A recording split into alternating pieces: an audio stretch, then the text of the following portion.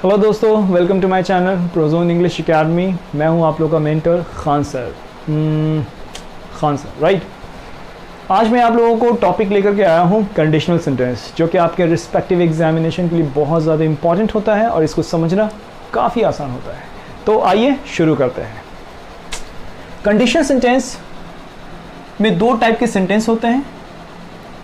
एक को कहते हैं डिपेंडेंट क्लॉज या सबऑर्डिनेटिंग क्लॉज, और दूसरे को कहते हैं इंडिपेंडेंट क्लॉज या मेन क्लॉज। अगर मैं बात करूं एग्जाम्पल्स के बेस पे, तो ये इस प्रकार का होता है। If I give you money you will give me a pen. एक जो ये सेंटेंस है इसको हम लोग डिपेंडेंट कहेंगे। डिपेंडेंट का मतलब होता है ये आश्रित है, किसी दूसरे सेंटेंस पर ये डिपेंड करता है। मतलब कि डिपेंडेंट सेंटेंस या सबऑर्डिनेटिंग सेंटेंस ये अपने मीनिंग को उस वक्त तक नहीं बता सकता जब तक ये दूसरा सेंटेंस नहीं हो, क्योंकि उसका हिंदी भी हम लोग देखते हैं कि इसका हिंदी होता है कि अगर तुम मुझे पैसे नहीं दोगे, तो इसके बाद का एक सेंटेंस ज़रूर होता है, क्योंकि उसको कंप्लीट करना होता है कि उसके बाद का जो कॉन्सिक्वेंसेस होगा, उसका आउटकम क्या होगा। तो उसको कंप्लीट करने के लिए दूसरा इंडिपेंडेंट सेंटेंस, जो कि अपने आप में ही एक मीनिंग देता है, उसका होना ज़रूरी है। फॉर एग्जाम्पल यहाँ पर अगर बात करते हैं, if I give you money, अगर मैं तुम्हें पेन देता हूं, you will give me a pen. तो अगर इस चीज़ों को मैं ऐसे लिखता हूं, only you will give me a pen, तुम मुझे एक पेन दोगे, तो ये कंप्लीट सेंटेंस है। लेकिन अगर मैं इफ एक वर्ड का यूज करता हूं, if I give you money, यदि मैं तुम्हें पैसे देता हूं, और उसके बाद ये अगर सेंटेंस नहीं हो, तो इसका कोई भी मीनिंग नहीं निकलेगा जब तक यहाँ पे मेन क्लॉज ना लिखा हो। तो if I give you money, ये इसको हम लोग डिपेंडेंट कहते हैं, क्योंकि ये इस पर आश्रित होता है अपने मीनिंग को बताने के लिए। तो if I give you money you will give me a pen, you will give me a pen एक मेन क्लॉज है, एक इंडिपेंडेंट सेंटेंस है, जो कि कभी भी इसकी जरूरत नहीं है। डिपेंडेंट सेंटेंस को मेन सेंटेंस की जरूरत है, मेन सेंटेंस को डिपेंडेंट सेंटेंस की जरूरत नहीं होती है। तो इस तरीके का इसका स्ट्रक्चर होता है। If I give you money you will give me a pen. इसको दूसरे तरीके से भी लिख सकते हैं, मतलब इंडिपेंडेंट सेंटेंस को पहले लिख दे, you will give me a pen if I give you money, यहां पर डिपेंडेंट सेंटेंस होगा। आपको यहां तक समझ में आया? आगे बढ़ते हैं। तो हमने दे रखा है कि स्ट्रक्चर क्या होता है कंडीशनल सेंटेंस का, उसको देख लेते हैं। तो स्ट्रक्चर ये कहता है कि एक साइड में आपके डिपेंडेंट क्लॉज होंगे और दूसरे साइड में इंडिपेंडेंट। ये बहुत ही आसान है, इसको एक बार बस देख लेना होता है। जो डिपेंडेंट क्लॉज है उस साइड में तीन टाइप के स्ट्रक्चर होते हैं, तीन टाइप के टेंस यूज किए जाते हैं। पहला जो होता है वो प्रेजेंट इंडेफिनिट, दूसरा जो होता है वो पास्ट इंडेफिनिट, एंड तीसरा जो होता है वो पास्ट परफेक्ट। उसी के इंडिपेंडेंट साइड में यहां पर आप देख रहे हो कि फ्यूचर का विल है, यहां पर वुड है और यहां पर वुड हैव है। तो इसका पेयरिंग सबसे ज़्यादा इंपॉर्टेंट होता है। हमारे जो एग्जाम्स में, जैसे एसएससी हो गया या फिर आपको बैंकिंग एग्जामिनेशन में जो एरर्स आते हैं, या सीडीएस है, एनडीए है, ये सारे एग्जामिनेशन में जितने भी कॉम्पिटिटिव एग्जाम्स हैं उसमें जो एरर पूछे जाते हैं वो इसी पैरेललिज्म पे बेस्ड होता है। पैरेललिज्म का मतलब कि इसका जो पेयर है, क्या ये दोनों पेयर में है या फिर नहीं है, क्या ये प्रेजेंट इंडेफिनिट के साथ में वुड का यूज हो गया है या वुड हैव का यूज हो गया है। तो ये इंपॉर्टेंट होता है, इस चीज़ों को समझेंगे हम लोग।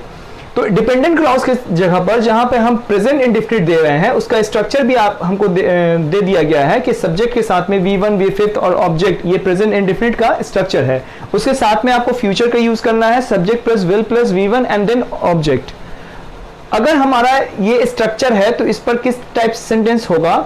सबसे पहले हम कंडीशनल वर्ड को यूज करेंगे। कंडीशनल वर्ड मतलब सबऑर्डिनेटिंग कंजंक्शन, वैसे कंजंक्शन जो जोड़ने का काम करते हैं, और सब का मतलब होता है किसी के अधीन, अंडर में रहना।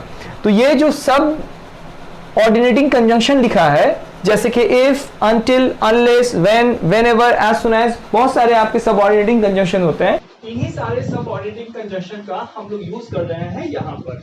इसका काम क्या होता है? एक्चुअल में ये कंजंक्शन है जो दो सेंटेंस को जोड़ने का काम करता है। लेकिन मैंने पहले भी बताया आपको कि इंडिपेंडेंट क्लॉज इधर भी हो सकता है और इंडिपेंडेंट क्लॉज इस साइड भी हो सकता है। मतलब कि इसको हम लोग इंटरचेंज भी कर सकते हैं। डिपेंडेंट इधर है और इंडिपेंडेंट इधर, तो इंडिपेंडेंट इधर भी हो सकता है और डिपेंडेंट इधर जा सकता है। तो अगर ये डिपेंडेंट इधर जाएगा तो ये इफ जो लिखा हुआ है ये सेंटेंस के बीच में आ जाएगा, तो दो सेंटेंस को जोड़ेगा। लेकिन ध्यान रखना है कि अगर हम लोग शुरुआत कर रहे हैं डिपेंडेंट क्लॉज से, तो बीच में यहाँ पर कॉमा होगा जब दो सेंटेंस के को जोड़ा जाएगा, राइट।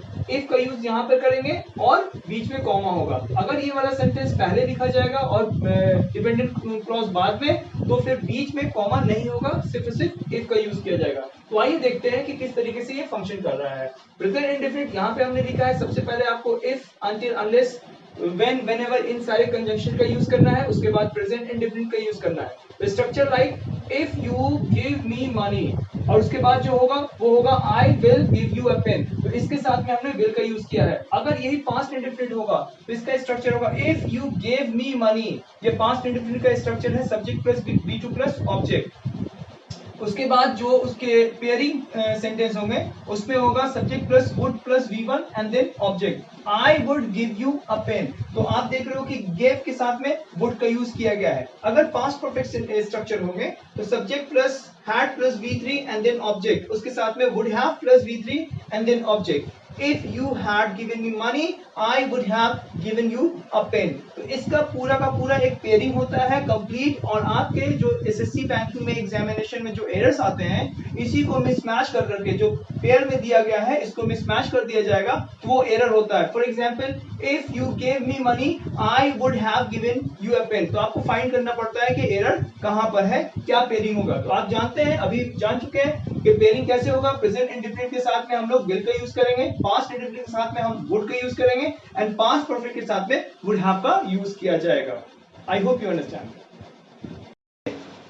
जितने भी आपने टाइप्स यहाँ पे देखा है, इस वाले स्ट्रक्चर्स को हम लोगों ने एक नाम दिया है जिसको हम लोग मैनुअल बोलते हैं। मैनुअल का मतलब होता है कि वो आउटकम जो है ना, it may vary from person to person, place to place and time to time, right. अगर मैं बात करता हूँ if you give me money, अगर कोई आपको पैसा देता है तो आप उसको एक पेन देते हो। ये जरूरी नहीं है कि वो किसी और को पैसे दे तो वो भी उसको पेन दे। मतलब कि it may vary from person to person, place to place and time to time, ये चेंज हो सकता है। लेकिन कुछ ऐसे कंडीशन सेंटेंस होते हैं जो कि चेंज नहीं होते हैं। आइए उसके बारे में भी देख लेते हैं।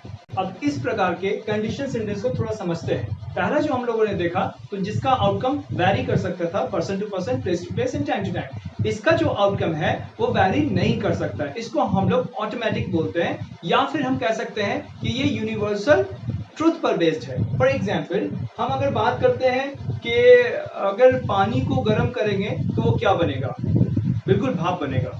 अगर हम आइस को गर्म करते हैं तो वो क्या होता है, वो मेल्ट करके पानी बनता है। तो ये जो पानी बनने का जो आउटकम हो रहा है, ये हर जगह वैरी होगा, हर के साथ में वैरी होगा, ये चेंज नहीं हो सकता है।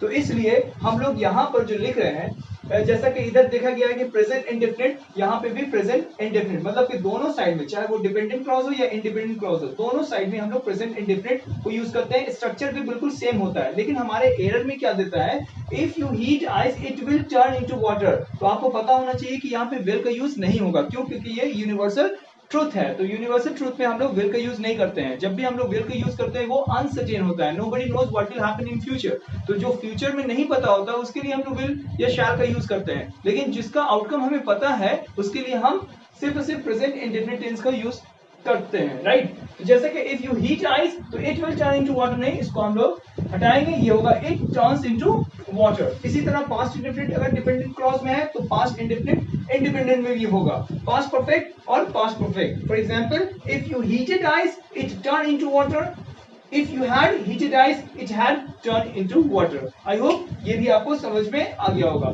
अब नेक्स्ट की तरफ बढ़ते हैं। एक और टाइप का कंडीशनल सेंटेंस होता है जिसको हम लोग बोलते हैं अनफुलफिल्ड डिजायर। तो आइए देखते हैं।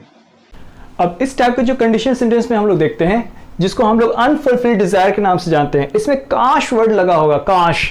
तो इसको हम लोग बनाते कैसे हैं ये देख लेते हैं। इसके स्ट्रक्चर जो होते हैं, सबसे पहले इसमें आई विश, उसके बाद सब्जेक्ट देन वर्ब। ये इंपॉर्टेंट है कि आपको याद रहना चाहिए कि सब्जेक्ट कोई सा भी हो, सब्जेक्ट सिंगुलर हो, प्लुरल हो, आई वी यू दिस, कोई सा भी हो, यहाँ पे आपको जो ऑक्सिलरी वर्ब में लगेगा वो वर्ब होगा। उसके बाद नाउन या प्रोनाउन। तो पहले वाले स्ट्रक्चर में हम लोग देख रहे हैं I wish I were a bird, जैसा कि यहाँ पे दिया हुआ है I wish I were a king, काश मैं राजा होता। आई wish I were a king, काश मैं एक राजा होता। तो इस साइड का जो स्ट्रक्चर है वो दो टाइप के स्ट्रक्चर होंगे। आई विश से भी स्टार्ट हो सकता है, I wish plus subject plus verb plus noun या प्रोनाउन, या उसको दूसरे टाइप से लिखा जा सकता है, सबसे पहले इफ, उसके बाद सब्जेक्ट, उसके बाद वर्ब, उसके बाद नाउन या प्रोनाउन। तो ये दोनों टाइप यूज किए जा सकते हैं, कहीं भी दोनों का सेंस एक ही होगा।